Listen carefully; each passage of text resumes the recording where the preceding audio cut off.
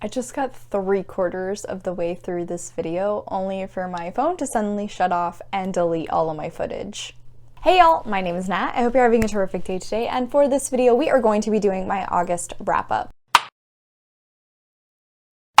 Alright, before we get into anything bookish, make sure to hit like and subscribe down below, as well as tell me in the comments the best book you read in August. It is finally here, y'all. Fall is here, and I am so excited. I know technically speaking, fall doesn't actually start until midway through September, but let me have this, okay? September equals fall in my mind. Before we can officially close out summer, however, I have to wrap up my August reads. Starting out with my stats, I read 10 books this month, and across those I read about 3,814 pages. My average rating was 4 stars, which is amazing. My genre breakdown included 5 fantasies, 2 mysteries, 1 romance, 1 contemporary, and 1 nonfiction. I thought it'd be fun to go from my highest rated books to my lowest, so starting out at the top, To Kill a Kingdom by Alexandra Christo. I gave this baby 5 stars, but I'm not going to give you a review because I have a video with a full review right over here. It is on my 5x5 Pirate's Life. Obviously you can tell I loved this though. Next is From Here to Eternity by Doughty, and this was on my 5-star predictions, and thankfully it did not disappoint. I went into this loving it already because Caitlin read for the audiobook just like she did with her memoir. I don't know what it is about her voice. It just feels like you are sitting down having a cocktail with a friend and swapping horror stories about your jobs. Although in this case,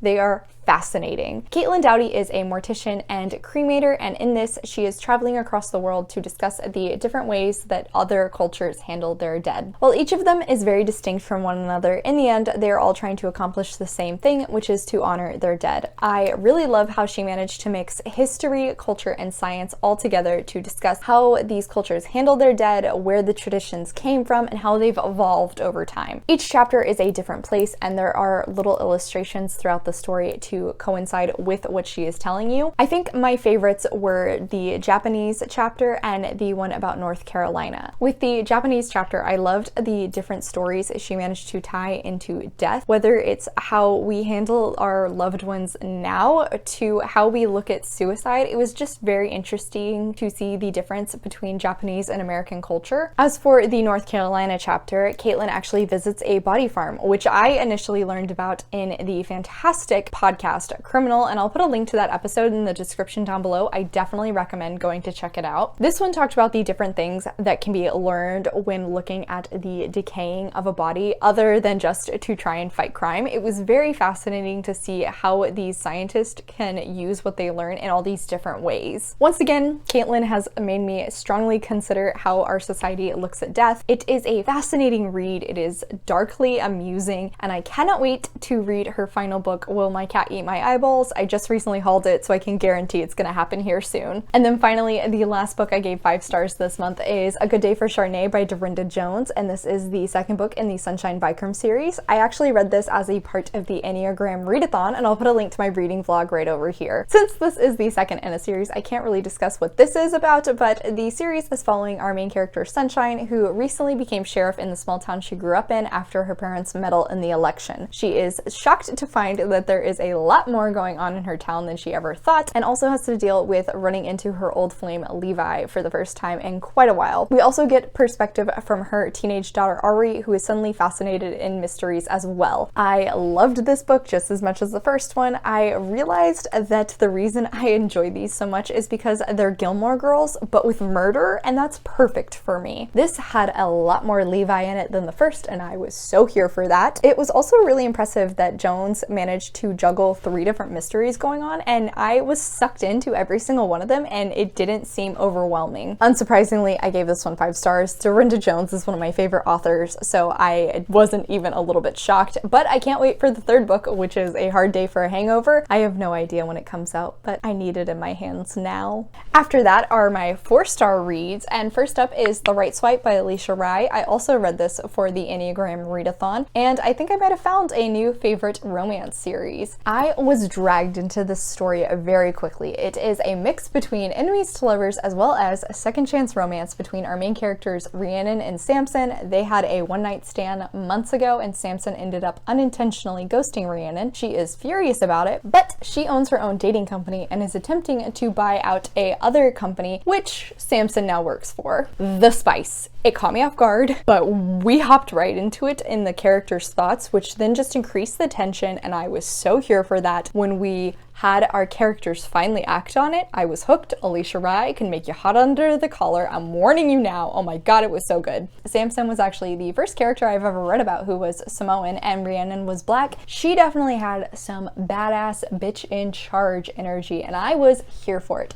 Samson was a sweetheart and incredibly supportive, but had some abandonment issues, while Rhiannon definitely had trust issues. We know I love whenever characters have real life issues, discuss said issues, and how it can affect their relationship, and this did that. On top of that, there were side plots for each of our characters, which allowed us to learn more about them and their histories, their passions, their weaknesses, and I think it made them each feel very 3D. I loved both of the side plots just as much as I did the main romance story, which is doubly impressive when you consider the fact that Samson's was revolving around football, and I don't care about sports ball at all. The other side characters were all entertaining as well. I believe the next book is supposed to be focusing on our main character Rhiannon's best friend Katrina, and I really need to pick that baby up because I loved Katrina. She was such a sweet best friend. Overall, I was really impressed with the story. I gave it 4 stars, and I cannot wait to continue. Following that, another book I read for the Enneagram Readathon was Behind the Red Door by Megan Collins, and I buddy read this with Paige over at the PM Reader. I'll put a link to her right over here. Definitely go follow her. This story is following a woman named Fern who sees this other woman has recently disappeared on the news, and this woman also disappeared 20 years prior. Fern has no memory of the prior disappearance, but she is certain that she knows this woman and is determined to figure out how. This book was addicting. Fern has serious anxiety, and it is infectious. I was so freaked out every time we would turn a new corner. Started to push into that psychological thriller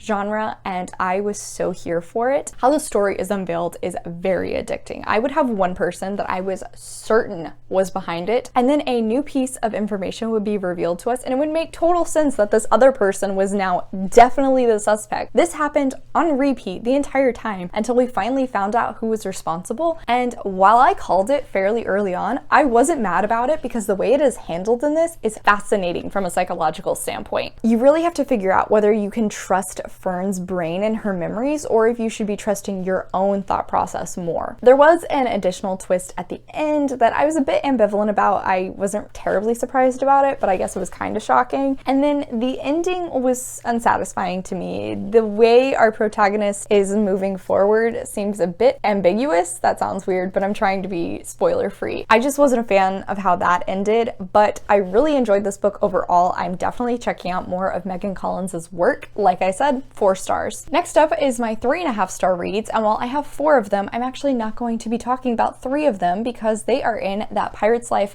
5x5. Those were All the Stars and Teeth by Adelaide Grace, Fable by Adrienne Young, and then finally Daughter of the Pirate King by Tricia Levenseller. The one book I will be discussing, however, is Daughter of the Siren Queen by Tricia Levenseller. I initially was not planning to read this month, but I was so engrossed in the story that I had to. While the first book is more of a rom-com, this one is more reminiscent to like a popcorn adventure flick. I really enjoyed it, and the action sequences throughout just kept me on the edge of my seat. There's a bit more diving, no pun intended, into the fantastical world in this one than there was in the first. There's more atmosphere in terms of sea life and nautical terminology getting tossed around, but overall I would say this is definitely a plot-focused book with a romantic element going on still. Unfortunately, this book did sort of reinforce that thing I knew about fantasy romances already, which is that oftentimes I don't enjoy them because they're focusing on one thing too much and the others end up suffering because of it. Whereas the first book was very focused on the romance in the first half, this one was mostly plot through and through, and because of that I was wanting more from the romance. All in all, I can't really complain. Like I said, this is definitely like a popcorn flick sort of situation where I just couldn't stop watching it. I had such a great time and really enjoyed the ride. It's not a new favorite or anything. That's why I went with 3.5 stars. Okay, so the camera angle might have changed because my phone died.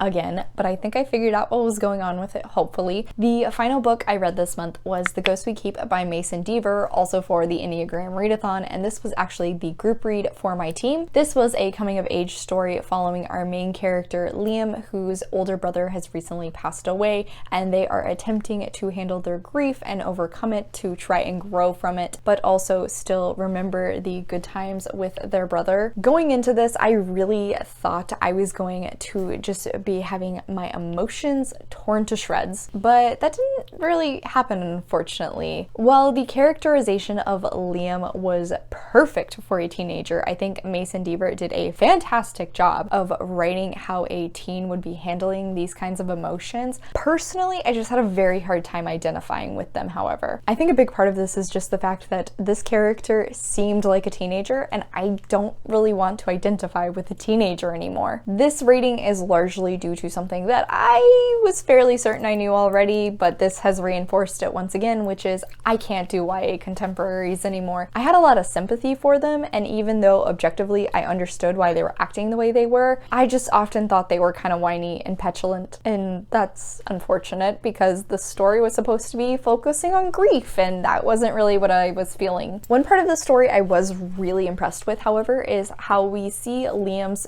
deterioration of their friendship with their two high school best friends, especially after the two have started a relationship with one another. It's a shame, but sometimes we age out of friends, and I think that's a discussion that isn't really brought up a lot in YA stories. People grow, people change. We aren't all the same at 13 and at 16 and at 19. In the end, don't let my review stop you from reading this. If this sounds like something you would enjoy or you are intrigued by it, definitely pick it up. I just think, once again, I have learned that I can't really do YA contemporaries anymore. So I gave this one 3 stars. Okay, y'all, we managed through. As always, thank you so much for coming to my channel. I really appreciate it. Make sure to hit like and subscribe down below. I come out with videos on Monday and Friday, but until then, I hope you continue to have a terrific day. Love you, bye!